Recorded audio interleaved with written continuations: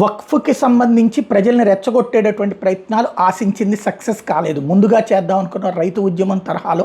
కాకపోతే అది వర్కౌట్ కాలేదు. ప్రజల్లో ఎందుకంటే వాళ్ళ వర్గంలోనే ఉన్నటువంటి మెజారిటీ పర్సన్స్ అనేటటువంటి వాళ్ళు దాన్ని వక్ఫ్ సవరణ బిల్లును అంగీకరిస్తూ ఉండటం వల్ల, వక్ఫ్ వలన ఇప్పుడు ఆ ముస్లింలకే ప్రయోజనం నెరవేరుతుందని వాళ్ళు నమ్ముతూ ఉండటం వల్ల. అయితే ఎప్పుడైతే వక్ఫ్ సవరణ బిల్లు ఆమోదం పొందిందో ఇప్పుడు సుప్రీంకోర్టులో దాని మీద విచారిస్తున్నటువంటి వేళ ఈ రైతుల పేరుతో జరిగినటువంటి ఉద్యమంలో ఆ రోజున జరిగినటువంటి ఘర్షణ వాతావరణాన్ని దృష్టిలో పెట్టుకుని స్టే ఇచ్చారు కాబట్టి ఇప్పుడు అదే తరహా కుట్ర ఇక్కడ చేస్తున్నారు. బెంగాల్లో జరిగినటువంటి దౌర్జన్యమైన, త్రిపురలో జరుగుతున్నటువంటి దౌర్జన్యమైన, వివిధ ప్రాంతాల్లో దాడులు చేయడం ద్వారా దీన్ని తాత్కాలికంగా అంటే కోర్టే భయపడి, న్యాయస్థానమే భయపడి దేశ అవసరాల రీత్యా దాన్ని ఆపేటటువంటి ప్రయత్నం. ఇప్పుడు త్రిపురకి సంబంధించి పోలీసుల మీదనే దాడి చేసినటువంటి సంఘటనను చూస్తే అర్థమవుతుంది.